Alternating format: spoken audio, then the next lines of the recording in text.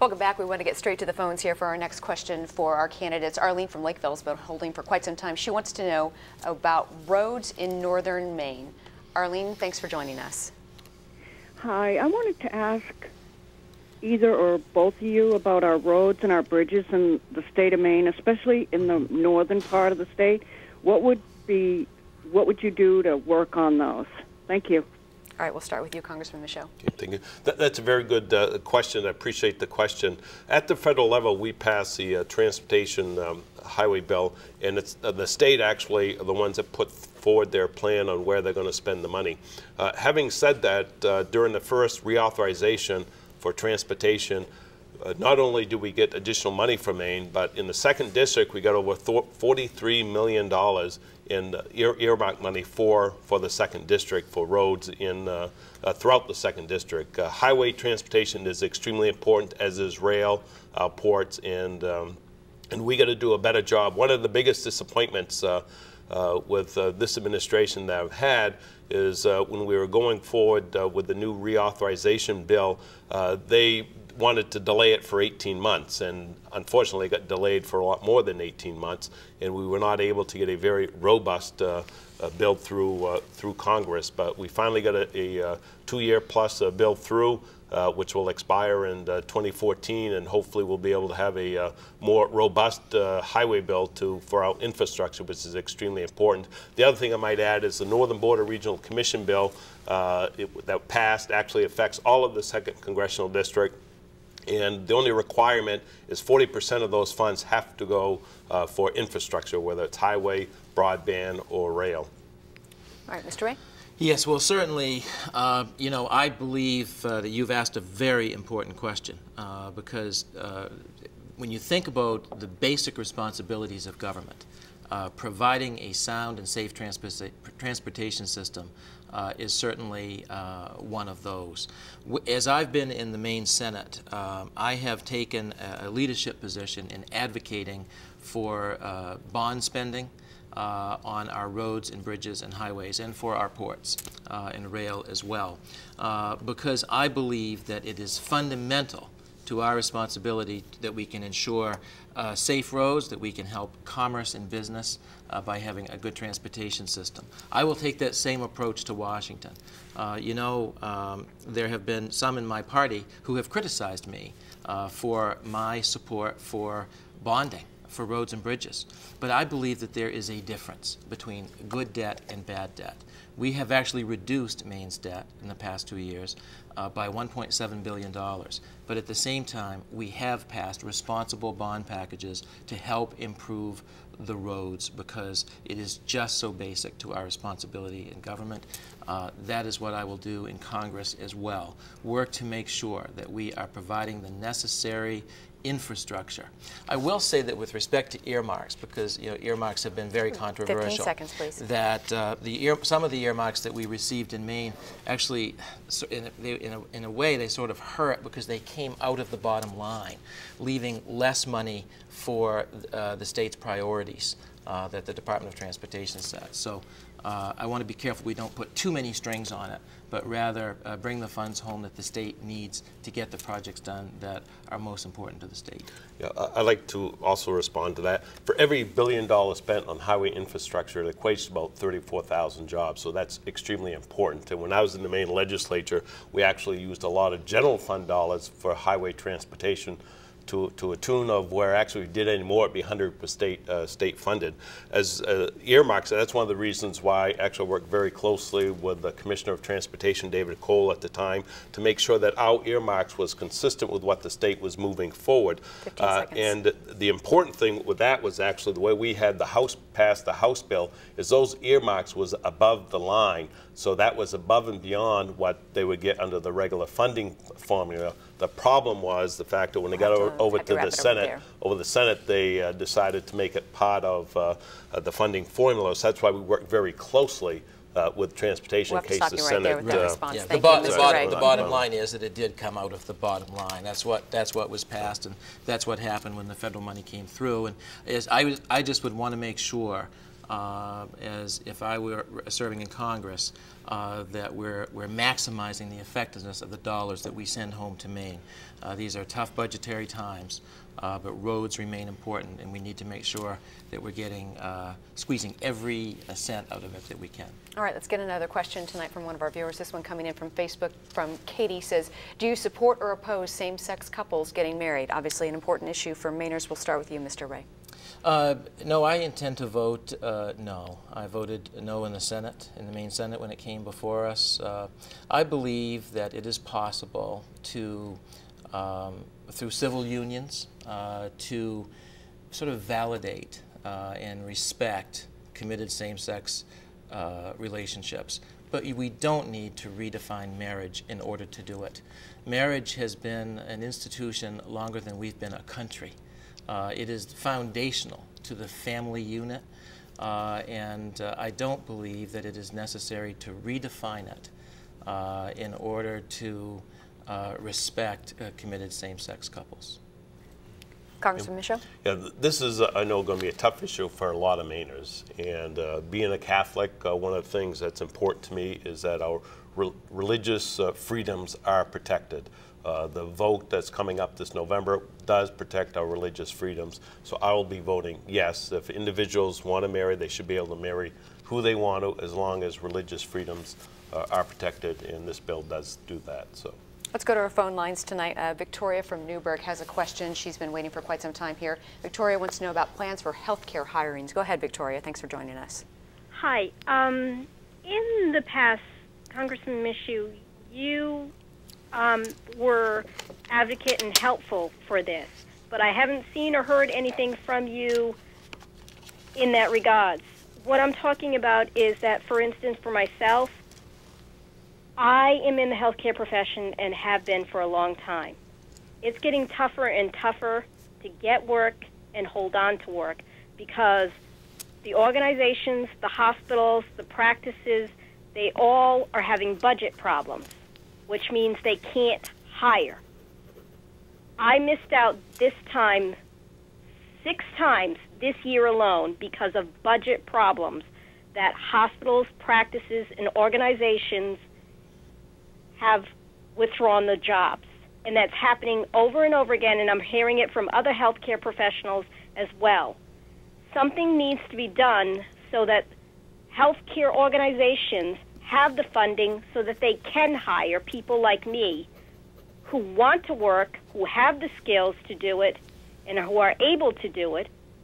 And I get the interviews, but then weeks later, they pull the job because they find out that they can't afford to do the hiring after all. All right, Victoria, let's give the Congressman and Mr. Ray a chance to respond to that. She started with you, directing that question to you. I'll let you start. Okay, thank you. Thank you very much, Victoria, for that very important question. And you're absolutely right. Part of it, actually, if you look at the state level, the state still owes hospitals millions of dollars, which they haven't paid yet. And I know that's an issue that they've been struggling with for the last a few years, and hopefully they'll get the hospital paid.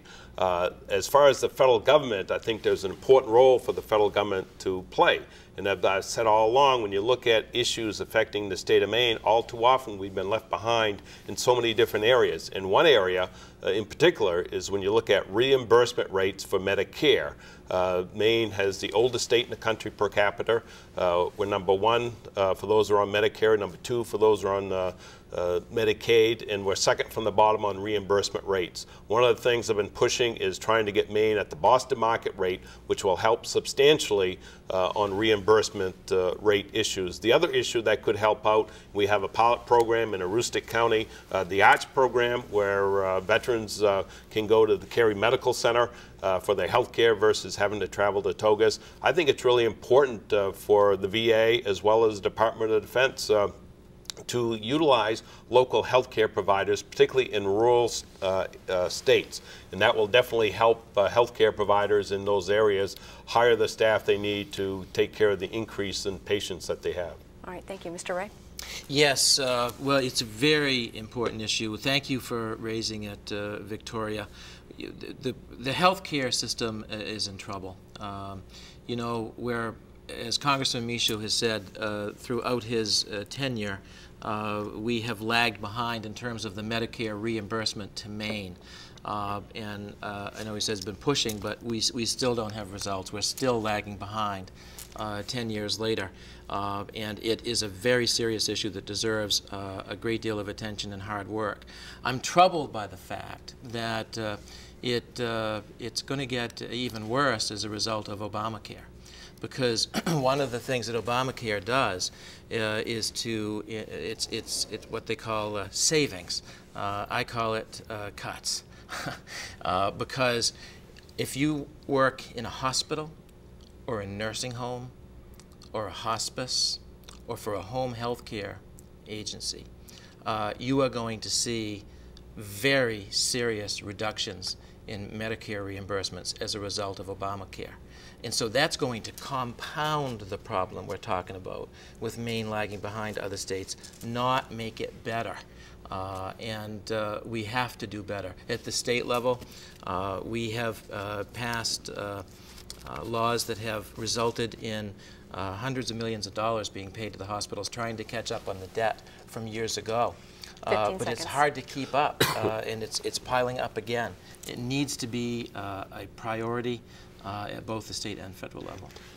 Yeah, I'd like to rebut the reimbursement rate for Medicare hasn't been something that just happened in 10 years. It's been there for quite some time. Yeah, and unfortunately, the delegation hasn't focused on it until I got to Congress, because I know negotiating contracts that there is a lot of cost shifting that's occurring. As far as the Affordable Health Care Act, one of the reasons why I supported it is talking with the hospitals here, providers in Maine, the Maine Medical Group here in Maine, and they all supported the legislation because the idea behind it is that more people will have access to health care, therefore they'll get paid into uncompensated care from individuals going into the hospitals. They'll help them out. So they supported the legislation when we moved it forward, but we're still, it's important that we make improvements to it. All right, it's time for Mr. Ray's and that's why Medicare is an important issue. I would just say, it sounds almost as if you've just arrived in Congress, but you've been there for 10 years.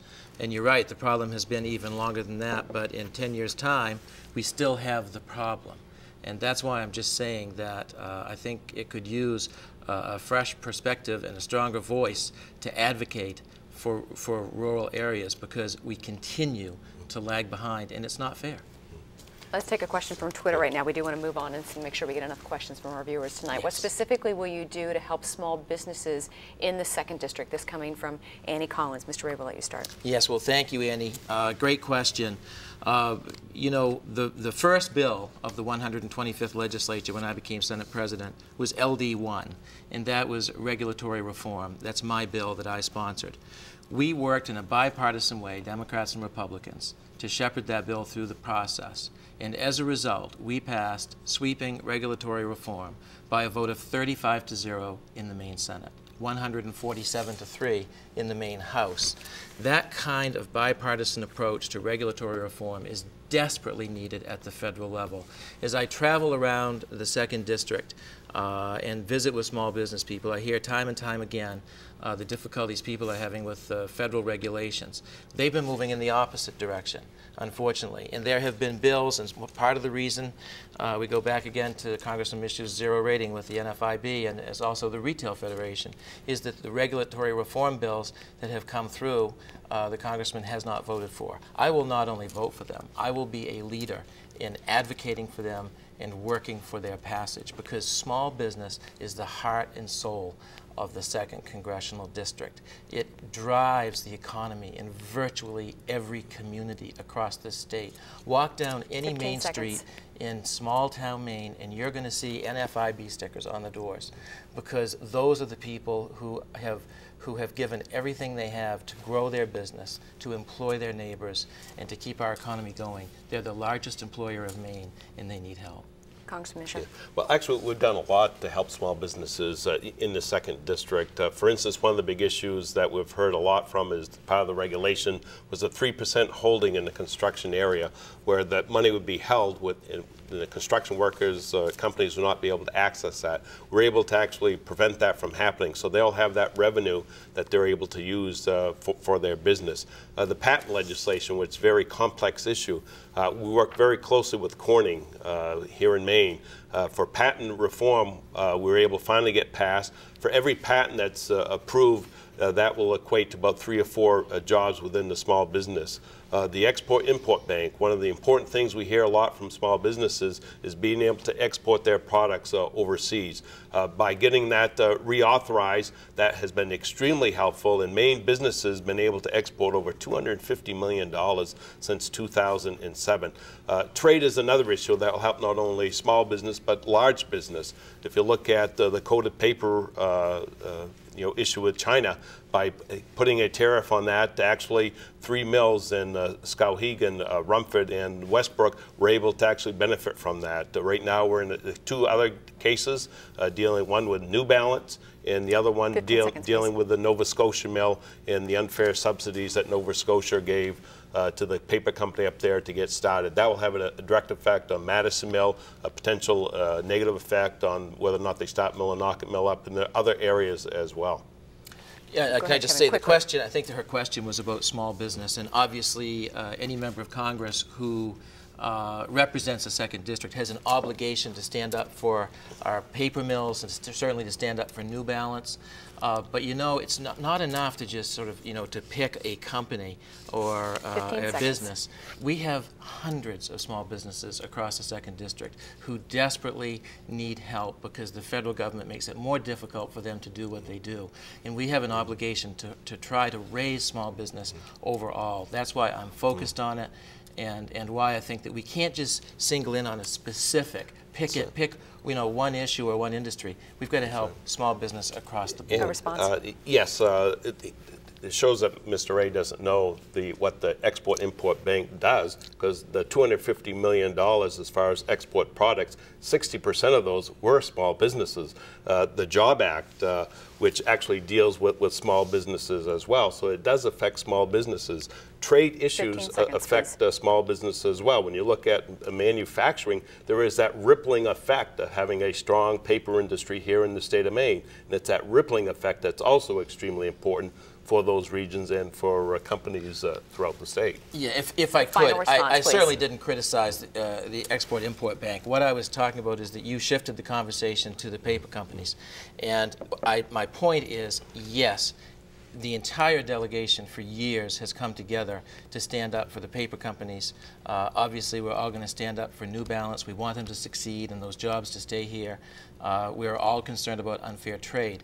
I keep getting back to her question. Anna's question was about small business. And so I was trying to say that it is absolutely vital that we have a member of Congress who is passionate, who's going to be able to find not just 1 or 2 issues to stand with small business, but across the board be there as an advocate and a champion for small business and the thousands of jobs. A final chance to respond on this question. Yes, the Small Business Job Act does take care of small business as well. If you're self-employed, right now you can't deduct your health insurance. Under the Job Act, you can deduct your health insurance. It also eliminates some of the burdensome fees that small businesses have. So the Job Act does do a lot for small businesses, not just the large ones, and that's very important. And I think it's important that you look at the bill to see what it does to help small businesses out. We want to get to one more question tonight. This is from Wayne in Stetson. He's been holding on, wants to talk about Debt-Free America Act, the Debt-Free America Act. Go ahead, Wayne. Yeah, good evening. I have in front of me a copy, H.R. 1125, Debt-Free America Act. I'd like to know how these candidates feel about, how these people feel about this that I have in front of me. It's a 1% tax on all bank transactions. I have it right here. It says any check, cash, credit card, transfer of stocks, bonds, or other financial instrument, excluding deposits in personal checking account and individual transfer. Thank you for explaining that. And you'd like to hear more from our candidates tonight on that issue. Let's give them a chance. I'd like to know how they voted on this. It's 1% transaction on all our bank accounts. Okay, thank you, Wayne. We'll start with you, Congressman Michaud. We have about 30 seconds for a response from both of you. We haven't voted on it, and I would not support putting a tax on the transactions for bank accounts. I think there are ways we can actually bring our deficit in order, and I'm a co-sponsor of a bipartisan constitutional amendment dealing with balancing the budget. That's very methodical and well thought out, but we can balance the budget. It's going to take some time. It took time to get into this mess, and it's going to take some time to get out of the mess. Go ahead, Mr. Ray. Yeah, I'm not familiar with this bill. You know, obviously my attention has been focused at the state level, where we actually have reduced state debt by $1.7 billion. If you go on the computer and look at the debt clock, you will see that the federal debt clock is spinning out of control, $16 trillion and counting, no end in sight. But if you look at the state debt clock, believe it or not, it is slowly ticking backwards. We've made some progress because we've set priorities, and we've been able to reduce debt in the state of Maine. That is the can-do attitude that I will take with me to Washington so that we can do the same thing to try to restore what America needs, and that is fiscal responsibility. Now, Mike says he's for the balanced budget amendment, but yet when the balanced budget amendment came before the House, he voted against it. We're going to have to wrap it up right there. Okay. Quickly, a response in 15 seconds. Because it wasn't a balanced budget amendment, all it did was require a supermajority to raise taxes. It had nothing to do with balancing the budget. Justin Amish, who is a Republican from Michigan, freshman, he does have a balanced budget amendment that actually I would support if the Speaker will bring it up to a vote. All right, gentlemen, I'm sorry. We will have to take a break right there. We want to give you time for some closing statements, and we'll do that as we come back in just a couple of minutes. Stay with us.